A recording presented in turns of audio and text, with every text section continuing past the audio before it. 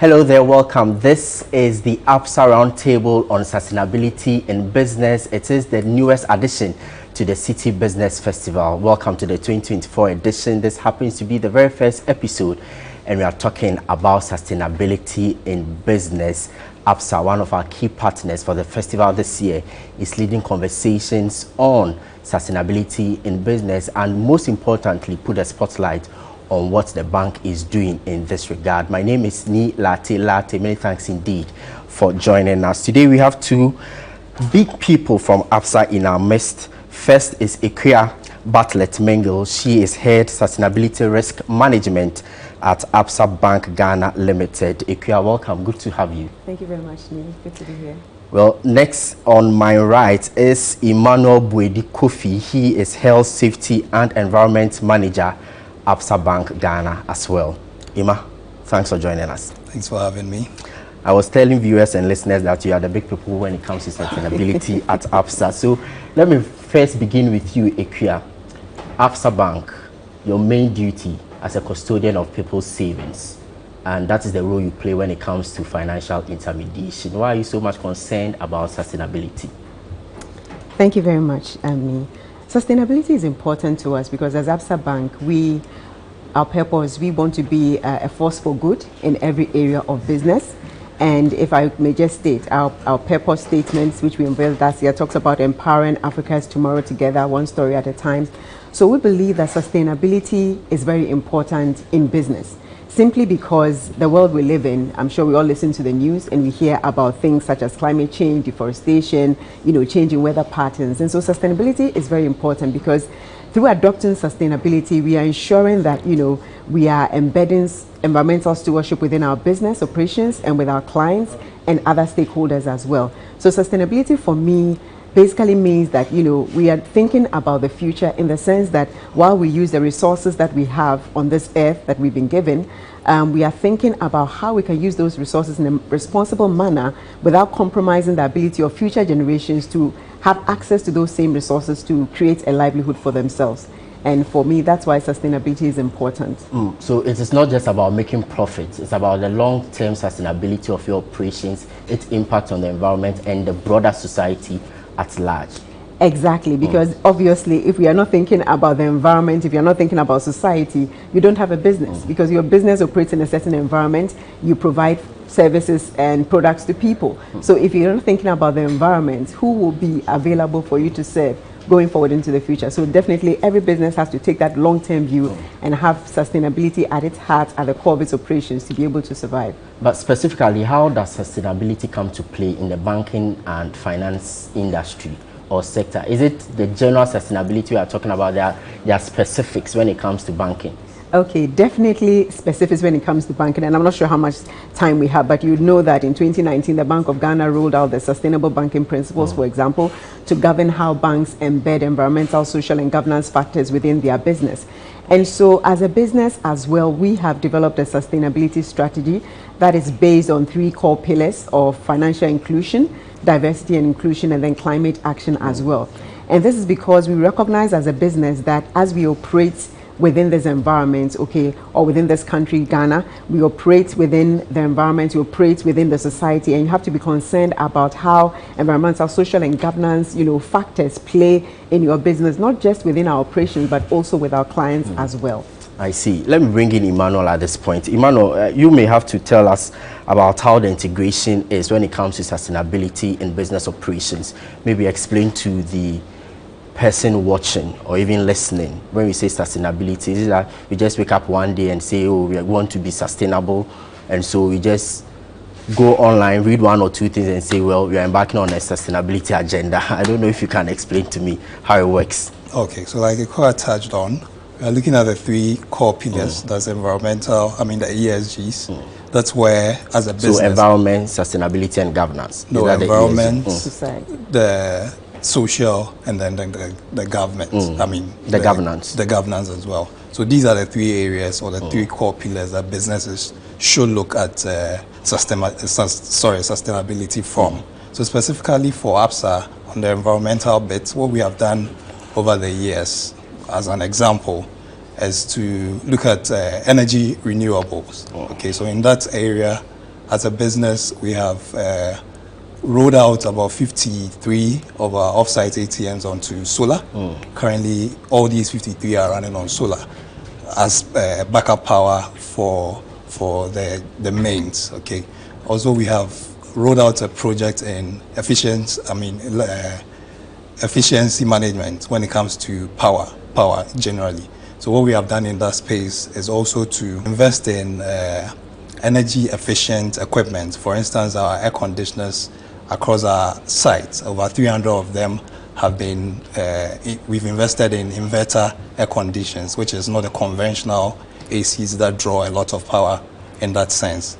We're also running the waste management project currently at our head office, where we are segregating waste on site to about 5 or so streams. We have paper, we have plastic, we have electrical waste, so that we are able to, and we have liaised with companies to pick these waste and then recycle instead of just using and then dumping them off. So this is what we are doing as a business to bring sustainability to bear in our operations.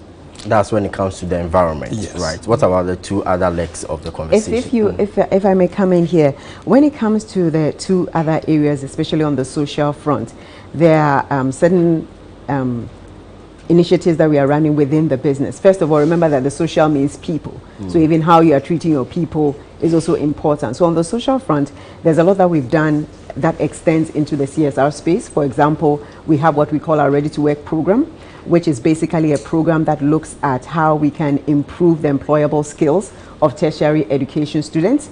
We take them through our Ready to Work program, where they are able to pick skills that they can use, in the job market, and even beyond that, entrepreneurial skills, so that when they don't have a job, they are able to be innovative, creative, and find ways of, being able to take care of themselves. Again, in that space, one of the things we are heavy on is also terms of how we improve financial inclusion within the economy.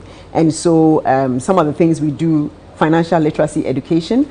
Recently we launched ABSA Money Matters project in partnership with the Young Investors Network and the National Banking College, where we are providing financial literacy training, just because we believe that the financial sector is key, and we need to draw even the young ones in, so that once you educate them on money skills and then savings habits, it's something that they can grow with and then impact the economy.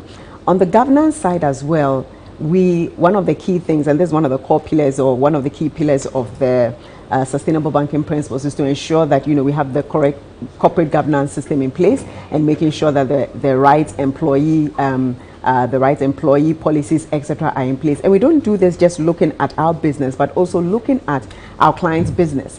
Because remember that we spoke about environmental, social, and governance concerns. So that means that as a responsible banker, when we are lending to customers as well, we take ESG considerations into account to make sure that even the company that you are engaging with has the right governance structure.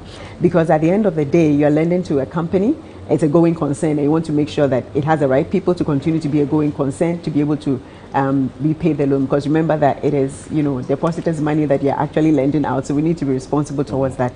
And let me just add that as well, there's a whole environmental and social risk management system in place to ensure that within our lending framework, we factor in environmental, social, and governance concerns, because at the end of the day, the risk that our clients face in their businesses may become our risk as well. So we need to be responsible in that regard. I see. That's some interesting fact that you are giving us. Maybe good time for you to tell us, when you go to work, typically, what do you do? How do you achieve all these things? An interesting question. I didn't see that coming. But basically, my role typically is to liaise with every part of the business. So I sit as a head of sustainability risk, and then managing ESG across the business. So I sit with my business partners. When I say business, those front-facing business partners, as well as people like Emmanuel in the team. First of all, we have already sat down to agree what strategy we are running as a business in terms of our sustainability strategy. And so I sit with my stakeholders to understand that, to monitor the KPIs that we've set as a business, and to engage with them in planning in terms of even product development. I sit with my stakeholders to understand what is being done and challenge them on some of the projects or initiatives that I think we need to take on as a business. So basically a partner for all within the business. And so how far have these collaborations gone? Okay, thank you very much. Collaboration has been key to us. For example, last year, you might have seen that the ABSA Bank and the MasterCard Foundation launched the SME at 10, where we're giving out loans focusing primarily on women, fintechs, youth, and agribusiness. And the whole point was that we all know that following COVID and DDP and things like that, we know that there have been economic challenges for businesses, and we decided to partner with the MasterCard Foundation to bring some relief to these entrepreneurs by ensuring that we could lend at very affordable rates to enable them to grow their economies, because we know that SMEs are really the growth engine for any economy, and that is where we were playing that role, and that's part of our financial inclusion agenda, to make sure that all of these small businesses could be equipped to right. I'm giving a last shot to Emmanuel. Maybe Emmanuel, tell us, how do you benefit as a company or any other business? What do they stand to gain when they embark on this environment, social, and governance pillars that we are talking about, sustainability being the underlying factor? All right, thank you, Nii, for your question. So businesses stand to gain because the business would run for a long while, I mean for the long term. The going concern of the business. Exactly. Yeah. So it goes beyond just us now. We are looking into the future. Of course, businesses should survive its owners. All right. So if we are able to implement these 3 legs of sustainability in general, then you are sure generations after you would come and still benefit from your operations. Does it come with any challenges? Is it cost intensive? It certainly or does. It's cheap? It certainly does. But so yes, we are looking at attitudinal change when it comes to the environmental bit, and then there are some cost implication in implementing all these structures. But the good far outweighs the cost or the challenges. So you always strive to do it all the same. I know businesses are always customer centric. Do customers agree, or do they align with all these that you are pushing or driving? So you have to get them on board, and that's what we do as a business. How definitely do you do it? Have to show us the trick. Do for us. And then even your engagement with them, because we are a retail bank as well, when customers come into the space, even though you are doing business with them, you still sell the idea of sustainability to them as well. So that's how we are able to. And if I may add on, yeah, it's definitely a journey that we need to bring our customers along. So we've had engagements with our clients, both business clients and personal clients as well. And this year there are other interventions we're expecting to have in place. We engage with our clients in various ways, either through our social media platforms, etc. And we currently have a sustainability campaign that is taking place next week. And so this roundtable is actually part of it, and we will be engaging customers because we need them to understand, as you know, some of these things, it takes behavioral change. So definitely we are engaging customers on the journey so that we drive along with them. All right, so those were the concluding words of Equia Bartlett-Mengle, Head of Sustainability Risk Management at ABSA Bank Ghana Limited. She was here with Emmanuel Boedi-Kofi, Health, Safety and Environment Manager at ABSA Bank as well, bringing an end to the ABSA Roundtable Sustainability in Business conversation here as part of the 2024 edition of the Citi Business Festival. It's been spearheaded by ABSA Bank as one of the key partners of this festival. So throughout the month of June, you'll be hearing more from ABSA as far as sustainability in business is concerned. My name is Nii Latte. Many thanks indeed for your company. Catch you same time tomorrow.